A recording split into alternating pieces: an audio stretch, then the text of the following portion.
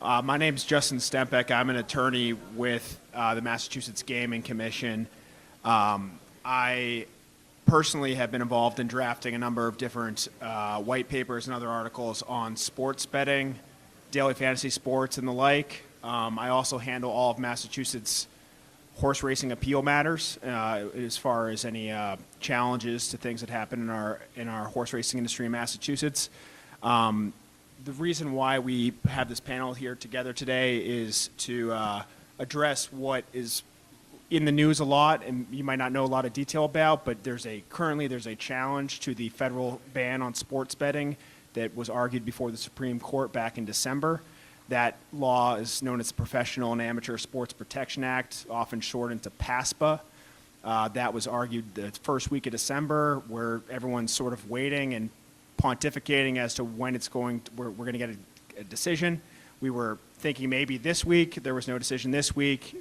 They have until June to come out with a decision. But obviously, when that decision comes out, it's going to change a whole bunch of things for gaming regulators everywhere, for the horse racing industry, for state legislators, for a lot of the U.S. in general. So what we're trying to do here today is have a conversation about how legalization of sports betting will change, challenge, and hopefully evolve the sport of racing. So without further ado, I'd like to introduce the two folks who volunteered their time to be here today.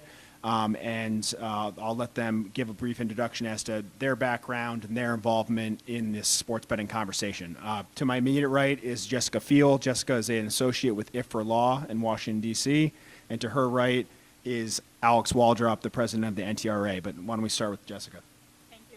So my name is Jessica Field. I'm an attorney at a boutique law firm in Washington, D.C., where we specialize in online gaming, litigation, and regulatory compliance. We do work a lot on the sports betting issue right now. In fact, we have a trade association of online gaming companies, and we filed an amicus brief with the court on the sports betting issue, asserting that there were various questions and reasons that PASPA is unconstitutional.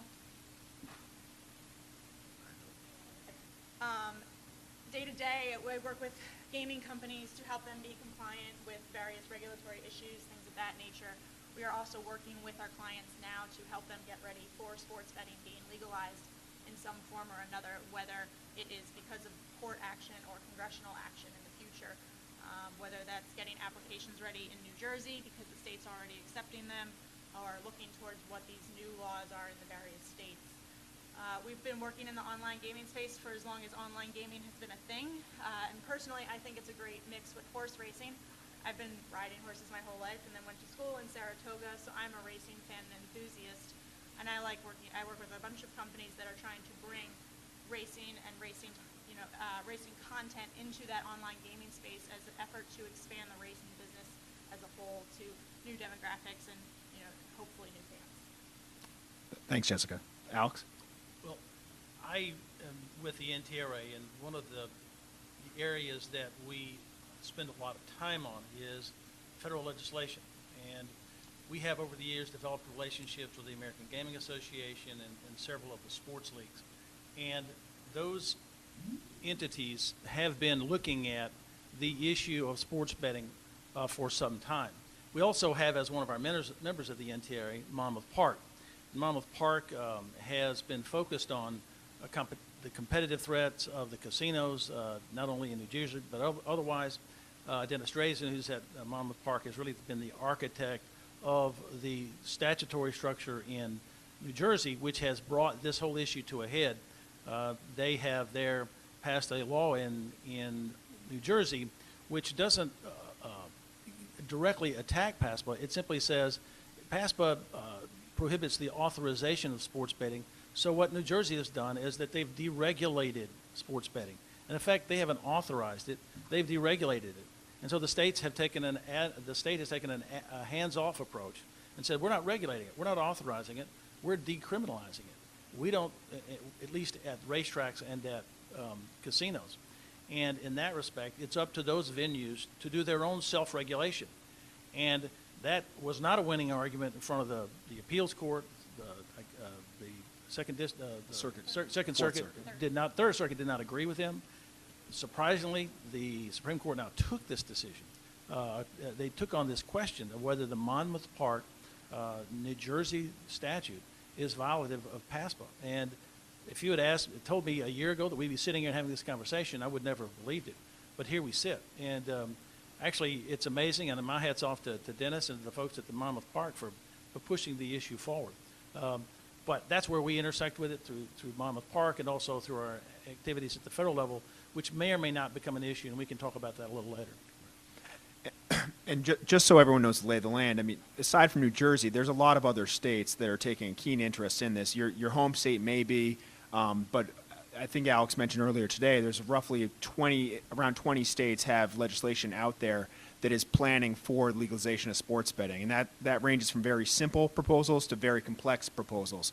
I mean, I saw a news article today that Rhode Island, just south of Massachusetts, put out an RFR looking for someone to run their sports betting operation. They're already projecting what the revenues are going to be for next year's budget for sports betting. So this is as real as it gets without a Supreme Court decision to actually make it real.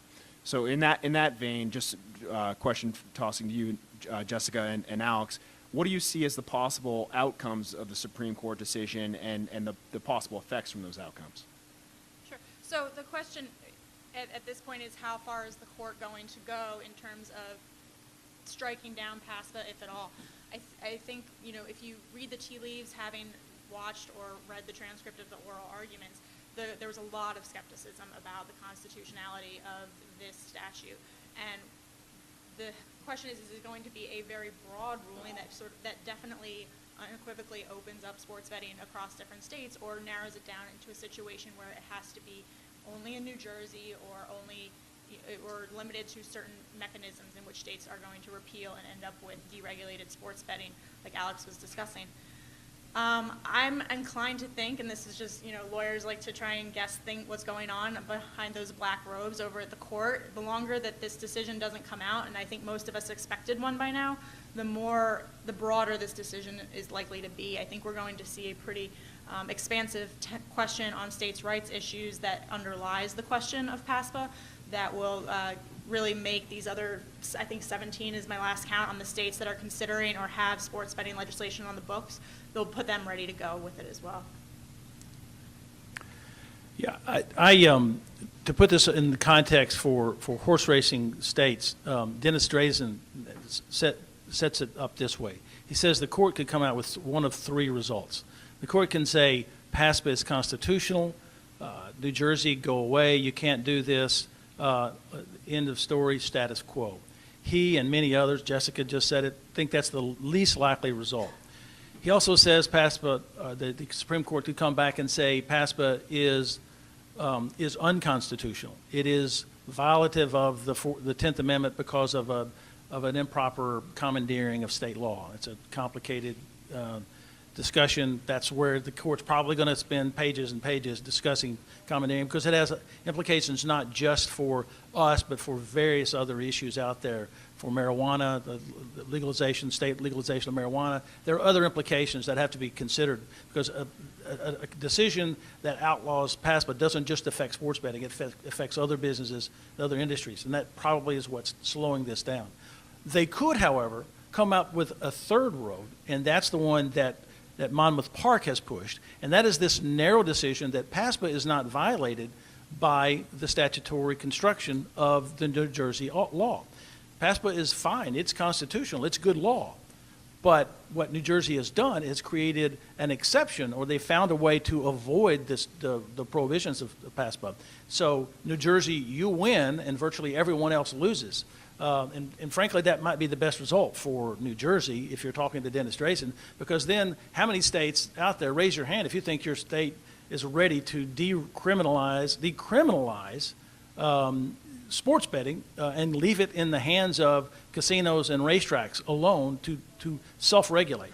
That's not going to create a floodgate opening of new states adopting going after sports betting. And that's one of two options. Dennis says it's a coin toss between the PASPA being unconstitutional, you've got widespread, every state possibility, and that narrow decision that says only in New Jersey or only in states that are willing to decriminalize that. We'll see. we were talking beforehand, I think Jessica's probably right. If they're going to take that statutory approach, and they might do that because the courts don't like to strike down constitutional or congressional acts. They don't like to say this whole PASPA thing is unconstitutional because that really goes against what Congress decided. That's not what they like to do. And they don't, if they can find another way to answer the problem without doing that and not implicating marijuana and other issues, they might do that. But they probably would have already done that. That would not have been a very complicated decision to write. You probably could have handed it to Gorsuch, or I think Elena Kagan was also on this, said, here, write this opinion, bring it back to us, and it probably would have already been released by now. So reading the tea leaves, it's looking more and more like a wholesale repeal, which means look out because it's coming to you the day after that repeal is announced. It's coming to your state or to a state nearby you, and it's going to change your life. I assure you that. And I think just to counterweight the question about the court not wanting to have address broad constitutional questions if it can avoid it, this is an unusual question for the court, and this is a court that has shown itself to be very interested in states' rights issues. I think very few of us expected this case to make it to the Supreme Court. We really did, and when it did, it signals, I think, that there's a question, a bigger, broader constitutional question the court hopes to take up about the power of states' rights, and it just happens to be getting taken up with the question of gambling. Thank you. What do you two see as the effects that legalization of sports betting, if we suppose that is going to happen and the Supreme Court does a broad deconstruction of PASPA, what effect will that have on racing? What do we see as possible implications of that on the racing industry in general? I'll let you take that. I'll start. I think, again, depending on how the coin tosses, if it comes out a broad prohibition, a broad overruling of PASPA entirely, you're going to have a rush to the state houses. Many of your states already have laws, or they're working on them. I was looking at right now, you've got California, Illinois, Indiana, Kentucky, Maryland, Massachusetts. These are, I'm looking at Minnesota, Oklahoma. Those are racing states that I'm just picking out here that are going to be directly affected. If folks in those states are not already at the table, they've missed the boat. Something is going to happen, and they're probably not going to have a chance other than as a normal chance to become an operator. And I'm thinking here of tracks and perhaps advanced deposit wagering companies. I know they're very actively engaged, and one of our ADW's TVG is owned by Betfair, which is Paddy Power, which is probably one of the largest online sports betting entities in the world. So I can assure you that those ADW companies are looking at this as a huge opportunity, and how much the horse industry participates in that is really a matter of what we can negotiate. So if you're not at the table, you're not going to have, nothing's going to come of this. And I say I'm not sure regulators have to be at the table so much as the operators. The tracks and horsemen need to be at the table, and they need to make sure that they have the ability to at least participate. I don't think they get an advantage, but they at least have a need to participate. We're certainly looking at the federal level, because if Dennis wins, New Jersey alone goes, all those folks that wanted it at the state level are going to come to Washington, D.C. and say, overturn PASPA, get rid of it. We want to go forward. So we're going to have a big scrum in Washington. So there's going to be a big fight in D.C. over what happens if PASPA is not overturned entirely, or if it's overturned only, or if it only acts in such a way that Monmouth Park goes forward. So expect action at the state houses, unless it's a narrow ruling, in which case it's all going to happen at the federal level. I think it's unfortunately sort of hard to overstate the impact of legalized sports betting in this country.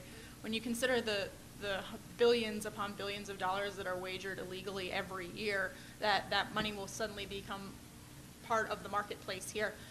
For the commissions themselves, the question is, what is their role for them in terms of being at the table? I was reading about the proposed Kentucky legislation, then that would put the power of regulating sports betting with the Racing Commission, in fact. So there's roles for the commissions in that regard. And again, horse racing, ADW, this is fundamentally sports betting as it exists in this country. So there's a role for education with legislators and regulators, things of that nature, as states try to find what their sports betting systems are going to look like they want to hear from the entities that they already know, which is the racing industry in their home state. Having said that, I was on a panel with Joe Asher, who is with William H. Hill. This was at the HPPA convention, and I think he had some important words to say, which are sports betting, a fixed odd wagering on sports is a very different animal than pari-mutuel wagering on horse racing. And you are, if you think you can go into this without expertise, without someone to help you learn the business and how to regulate it, you are sorely mistaken. It is vastly different and more complicated and riskier than the business that we run. So if you are the chosen regulator, get some help quickly, because it's going to be different than anything you've done. And if you're not, make sure that what they do is consistent with what other regulatory authorities in your state. But it's a different kettle of fish than than pari-mutuel. I think that's absolutely true, and relying on the expertise of those books that are already operating in Europe or in Nevada, you can use that, and there's a bridge to be built with the other forms of wagering that are more familiar to the commissions around the rest of the country. When we're talking about the federal-state divide in terms of an approach to sports betting, I know personally from having done a lot of research on the daily fantasy sports side, seeing them go through a state-by-state slog to get legislation done in every state where they wanted to be legalized. How do the two of you view a federal approach versus a state approach? Because right now we see a number of states that are rushing out there pushing legislation, and it's been relatively quiet on a federal front as far as anything happening in Congress that would apply to sports betting. Do you think they're just waiting for a Supreme Court decision? Do you think that there's any realistic possibility of something getting done federally, or should we just rely on states taking their own initiative here? So gambling has always been the province of the states in this country. It has always belonged to states to decide whether they want to have gambling, and if so, to what extent and what those rules and laws will be. Congressman Pallone from New Jersey has introduced, or I suppose reintroduced at this point, another piece of legislation that would, in the event the court does not come out the way it's expected, or for some reason not in the way he expects, that would functionally repeal PASPA and create federal legalization of sports betting. The leagues, the NBA in particular, has been very vocal that they prefer a federal solution. It's simpler, it's easier, it is less expensive than having to have 50 different versions of state-by-state compliance. But at the same time, the reality is each state, not every state wants to have gambling in its borders. Not every state wants to have those things. So the fact gambling is always going to be the province of the states, and it's going to be their decision. And the question of whether Congress can get itself together to pass legislation on gambling, that's anyone's guess at this point. I'd rather make guesses about what the Supreme Court is going to do. I would agree with you. It's going to happen at the state level. The most you're going to see out of Congress is the GAME Act that you referred to, Pallone's bill, which really sort of sets the parameters, best practices, sort of sets the floor, if you will, about what you need to do as a state to regulate sports betting. But it will not be a federal entity. There will be not be a central authority for sports betting and as we know it.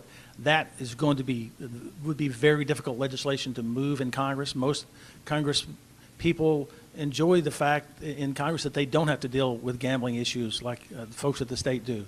They enjoy freedom from what can be very contentious, hard votes, and they're going to push it back to the states to make those decisions. At most, they'll overturn PASPA, set some minimum standards, and let the states decide what they want to do within their borders. They're going to support states' rights in that respect.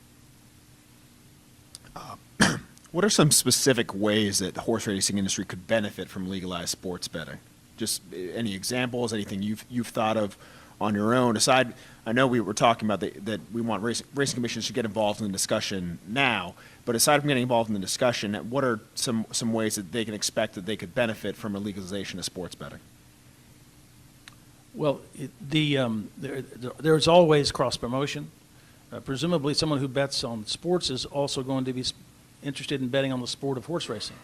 They are both, horse racing is, after all, the oldest sports betting that we have, and it's the only legal online interstate sports wagering in the country today.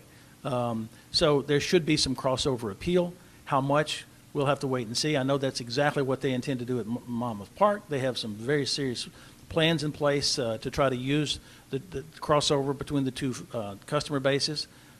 They also intend to add revenue from that sports betting into purses and also to the operation of Monmouth Park for capital improvements and otherwise. So they have a sharing model that's in place.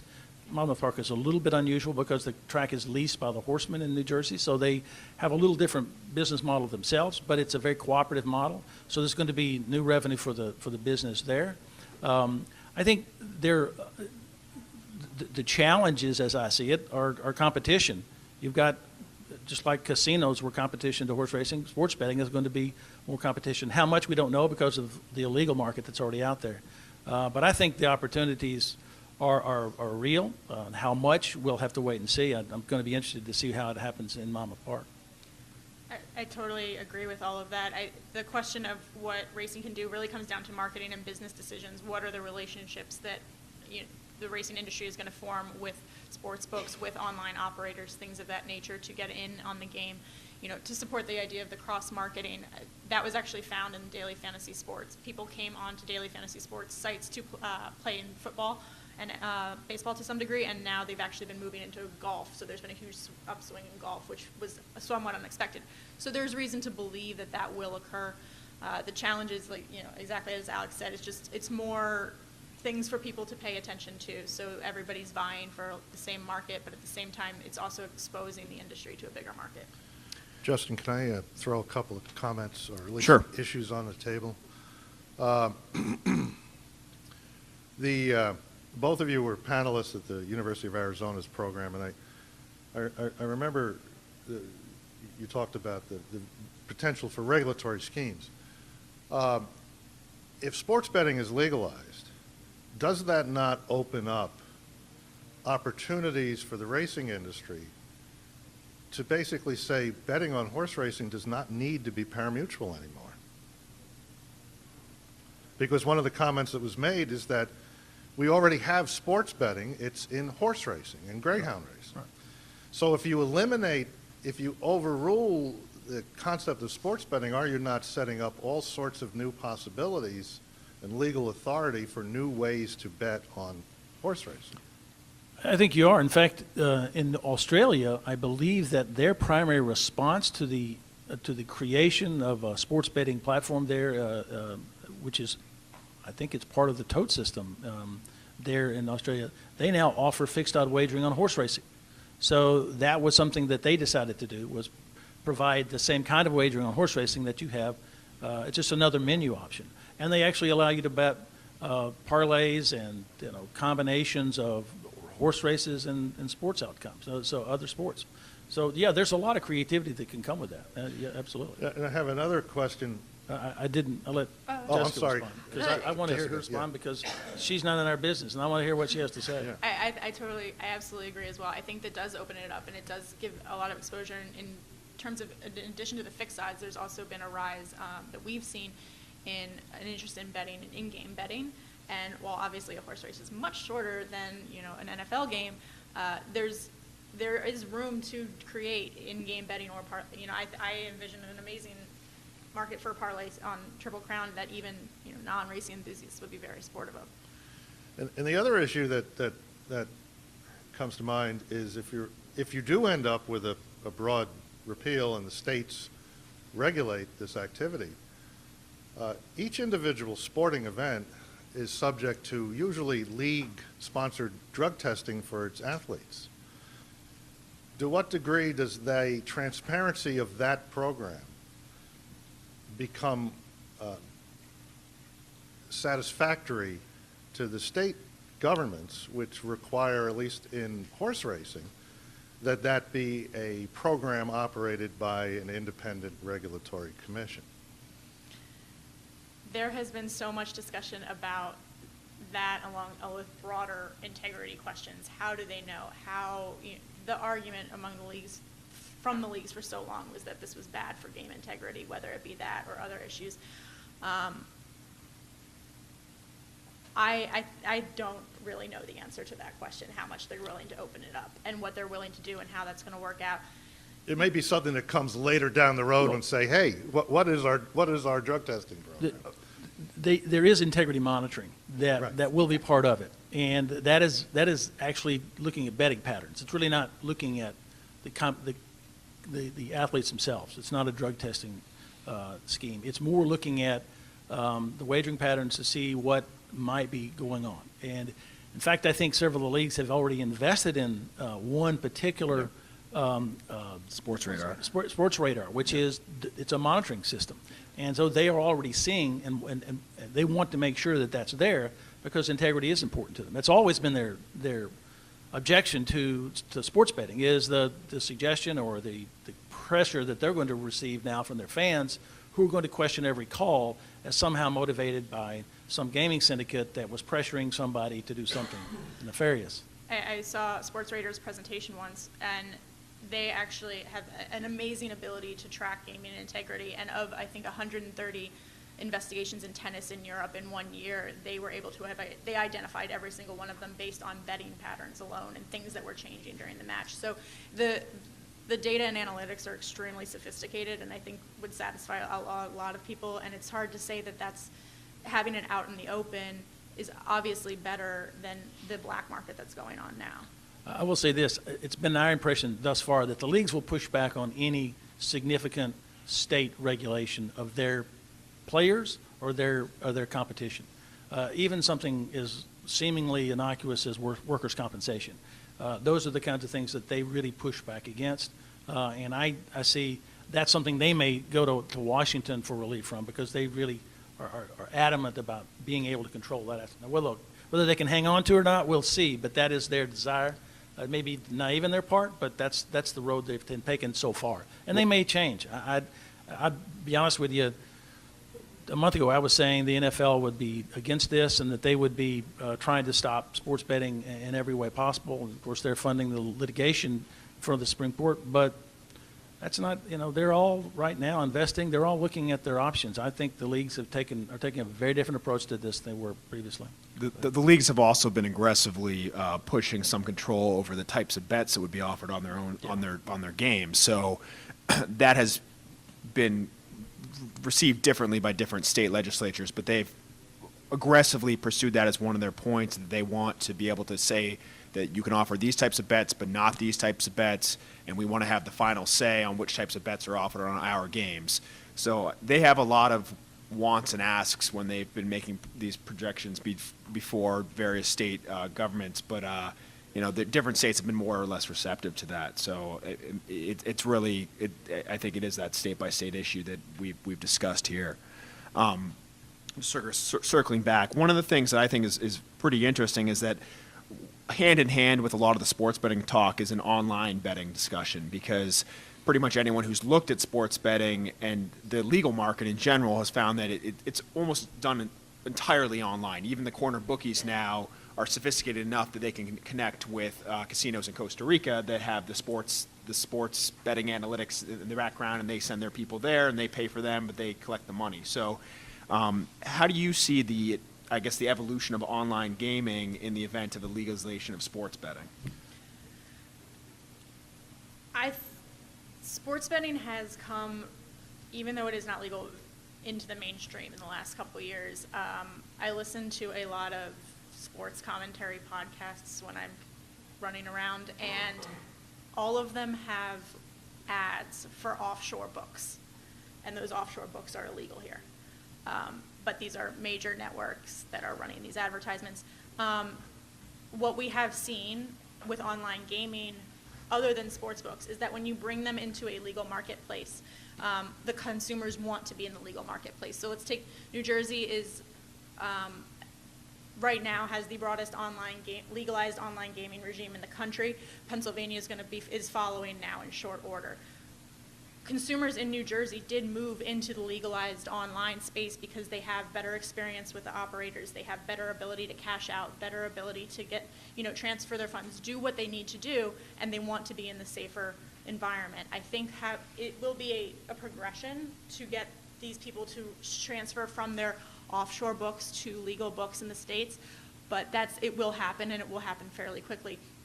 Especially because these companies like William Hill, like Betfair, aren't already known entities because they're offering other products in various states because people know them from Las Vegas. It's not a big leap for someone to say, oh, well, I've been having this experience with an offshore book, but I'd much rather work with a regulated entity.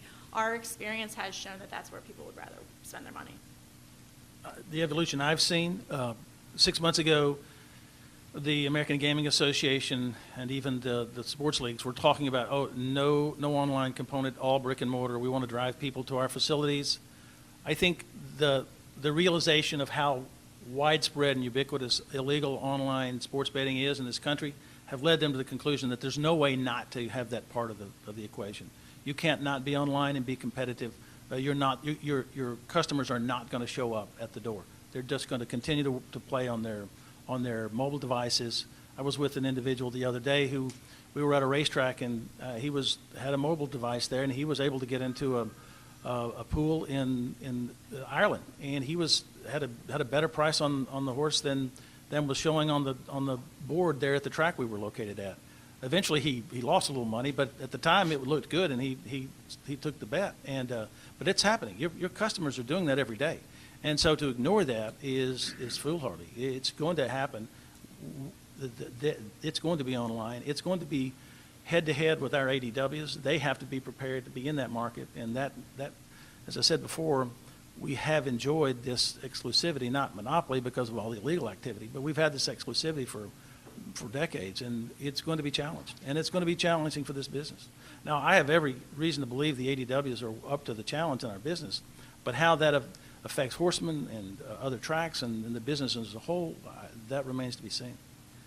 There's been, in the casino side of the business, there's been so much talk about cannibalization of the land-based casino customer in favor of online gaming when states come online, whether it's New Jersey or Pennsylvania. But what we've seen through studies is that the online customer is a completely different customer than your land-based customer. So there's actually been amazing success in New Jersey so far of getting younger customers online, interested through online gaming, and then bringing them into casinos. I think there's no reason to believe, not believe that wouldn't be the case in racing as well.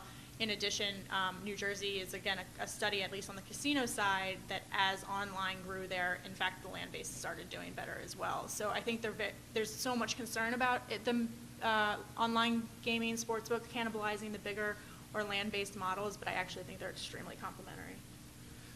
And one of the things that I found while researching a number of the online gaming issues was for ADWs, for example, in Massachusetts, we've had ADW for well over 10 years now, and it's amazing how many people, lawmakers included, don't realize that we have online gaming by way of ADW in Massachusetts because they don't know what an ADW is. So it's fascinating because there's a lot of people who are very anti-online gaming for a whole host of reasons, not realizing that ADW has been alive and well in the racing industry for quite a long time. So I guess another question along those lines would be, what lessons from working with ADW operators can be imparted from racing to sportsbook operators, or how could those relationships be capitalized in such a way that they could be used for the benefit of the racing industry as the sports industry is potentially legalized? Let me start, if I can. Keep in mind, because we have the Interstate Horse Racing Act, there is a certain leverage that we have over ADWs. We have some control over the product. That's critical.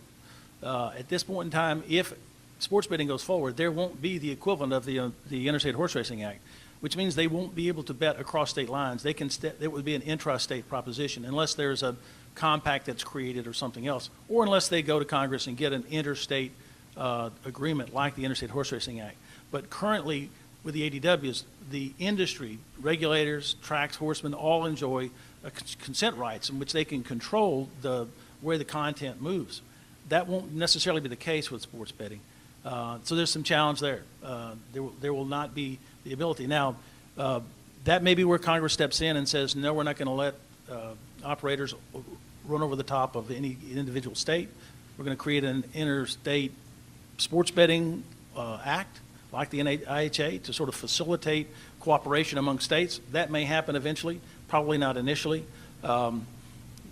We'll have to look at that long and hard. I think there's reasons to think that's a good thing, but how that affects horse racing, it's not something we're probably going to have a stake in. We're probably not going to have the same consent rights. So that's one to look out for 5 to 10 years down the road. Just to expound upon that a little bit, in terms of whether or not there could be an interstate sports betting act or something of that nature, we're not, when I'm analyzing the question of legalized sports betting in this country, PASPA is one piece of this puzzle. There are several other pieces of federal legislation that touch directly on sports betting and online gambling, including the Wire Act, the Travel Act, the Illegal Gambling Businesses Act, and the Unlawful Internet Gaming Act, Gaming Enforcement Act. So let's say there's a very broad ruling in PASPA. That's not the end of the question here for these companies. So that's why this intrastate and state-by-state question remains so important. Oh. Tom has a question. Sure. I almost feel like I wish I could turn off the mic for this question, and you'll see why. In those states where tribal interests are particularly have a lot of political power, Minnesota being one of them, and they see online wagering as the slippery slope, and we've seen their challenges to historical racing in various states. Do you have any indication or what's your supposition as to how tribal interests will react to sports wagering in particular states? We have tribal interests in Massachusetts, although they don't yet have an active casino. Although I've been watching this issue because Connecticut's nearby. I think my personal opinion is that it really depends upon the language of the compact between the state and the tribe, because the ones I have seen locally delineate which games are allowed, and if it's written broadly, it could allow for sports betting. If it's not, if it's written very specifically, they line out every game that is offered. So then you might have more of an issue, and they may come back to the state to renegotiate the compact if sports betting were to become legal. So I think it's going to be very specific case-by-case analysis. That's my 2 cents as a Massachusetts attorney, but. I agree. It's great that you asked. I'm writing an article about this right now, and it'll be out in a couple weeks, about why the tribes need to have a seat at the table for online gaming and sports betting questions. I've been on panels, moderated panels with tribal representatives, and they are eager to be part of this conversation and eager to get in front of it, but I don't know that they always know how to get involved or what the best route is for them. So with online gaming, one example is that, the question of if you are a license holder to offer online gaming, how many then what's called skins can you offer underneath that? So again, New Jersey being the only functional example we have right now, there's licenses for each of the casinos, but then they can all offer 5 skins, so different online operators work with the casinos. The tribes can do the same thing to get involved. Racetracks could do the same thing. So it's going to be state by state. It's going to be a question of how they want to get involved. California, to use another example, is a different animal in terms of what kind of control the tribes have over that question. So a general answer, I don't know, but they're interested at being at the table from what I've seen and trying to work with the others. Yeah, don't forget the lotteries. They're online lotteries, and they will be at the table. In fact, one of the things that is not going to be a surprise to many people, lots of people in this room, is that as quickly it looks like there are lots of mouths to feed. Whenever you're talking about the expanded gaming opportunities, lots of people show up in the room wanting to be fed, and that's going to be the trick at the state level, because you're going to have a lot of people who feel as though they have a stake in this outcome, and it's going to be tricky. West Virginia has just come through. I think they have a bill in place. Pennsylvania does. New York does. I don't know the particulars of those, but they were hard fought.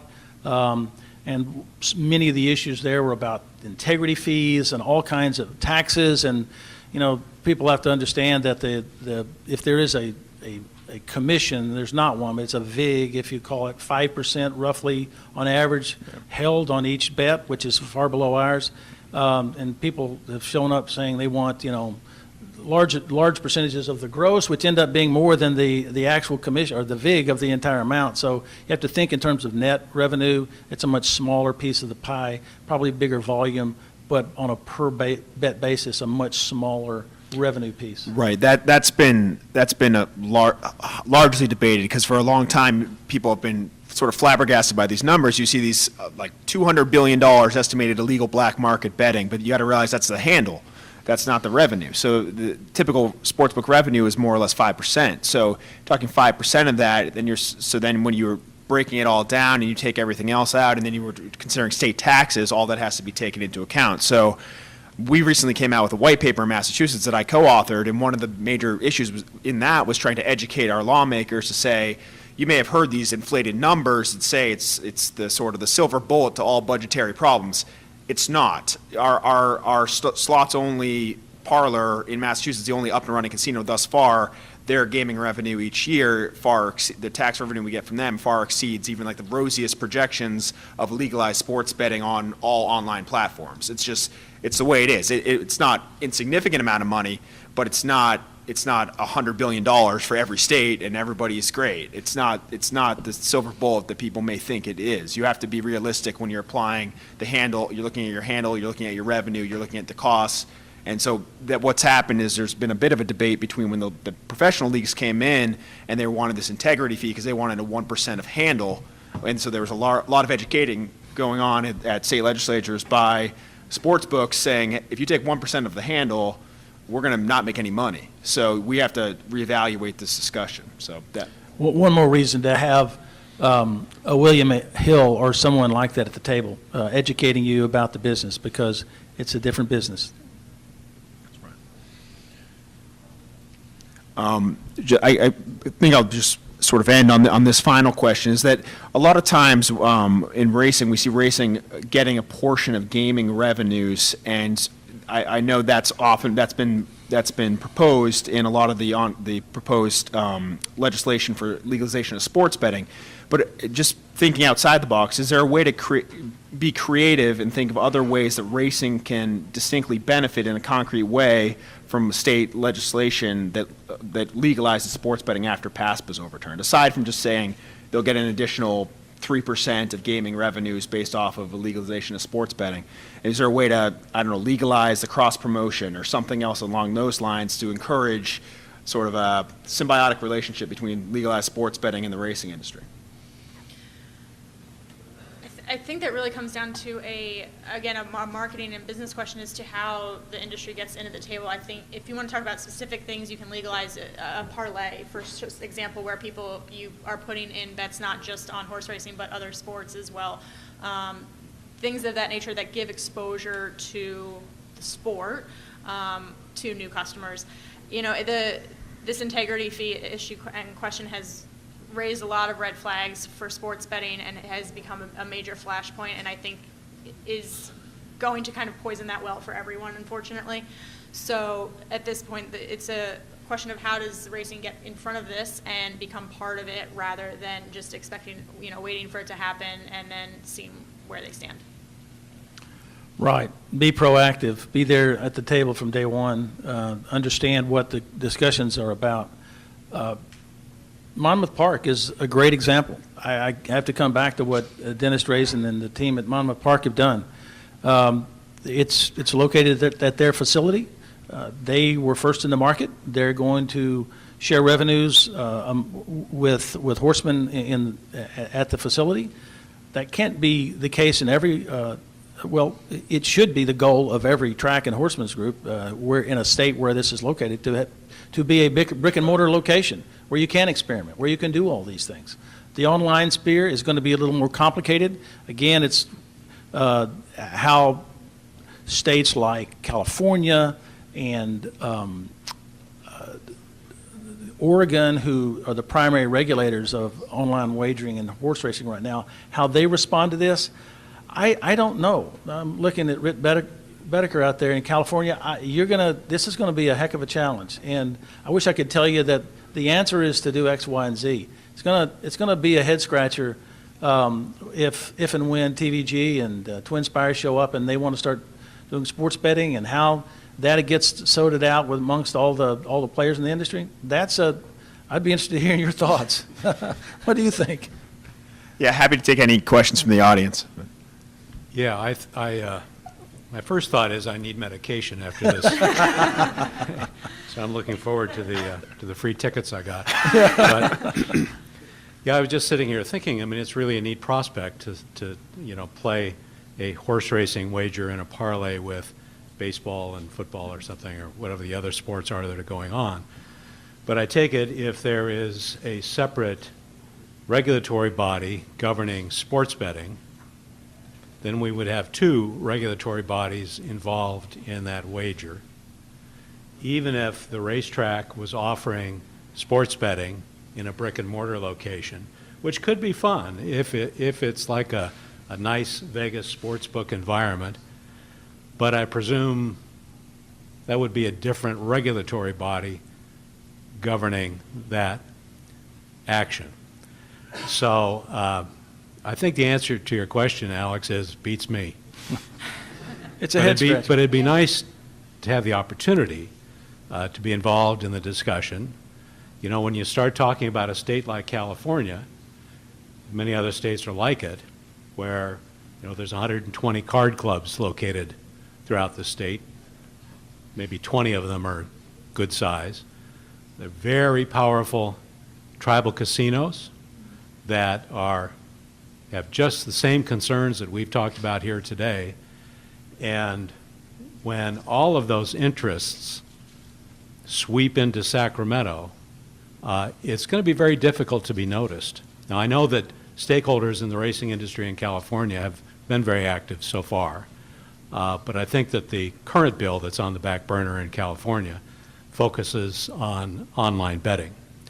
I've also heard, and I don't know whether this is correct or incorrect, that because of the fact that the California Constitution authorizes only pari-mutuel betting, lottery betting, and tribal casino wagering, that there will be a statewide proposition that will be required, which I understand can be put on the ballot by the legislature, so it could happen quickly. But that short period of time between writing a ballot measure and taking care of everybody that wants to be taken care of could end up in a proposition that is good for racing or not. So back to, I think, the original point made by probably all three of you is don't wait, get involved. And you make a good point about the constitutional amendment. It's anybody's guess. Every state the constitutions are so specific. I was debating with someone the other day about Kentucky, whether or not it would be illegal in Kentucky. Is it a game of skill, a game of chance? Would it have to go under the lottery? One of the Kentucky bills actually does do this under the lottery. Those are legal questions that are very specific. Mm-hmm. Yes, sir. Hi, I'm Duncan Patterson. I'm chairman of the Delaware Thoroughbred Racing Commission, and as most of you probably know, Delaware does have sports betting, albeit limited to the NFL, and it's also parlay. In other words, you have to make three bets, either the game spread or the over-under. I've had several discussions with the CEO of Delaware Park regarding this, and I just want to make 3 points. One, there is a crossover with those people that bet the sports betting as opposed to the slots, which is virtually no crossover. Second, he believes that the estimates on the revenues based on their own experience are grossly exaggerated, and I think you made that point. Yeah. And also, Alex, I think you brought up the fact that the risk. For example, when the Eagles won the Super Bowl, Delaware Park took a bath. If they had NCAA and with Villanova winning, we would take another bath. So what they don't realize, there is tremendous risk in this. They utilize William Hill for the spreads, so you have to get someone experienced in that. But even with the William Hill involved, it doesn't mitigate the potential losses. So I just wanted to make those points. Thank you. Any other questions? Well, thank you, Jessica. Thank you, Alex. Appreciate it.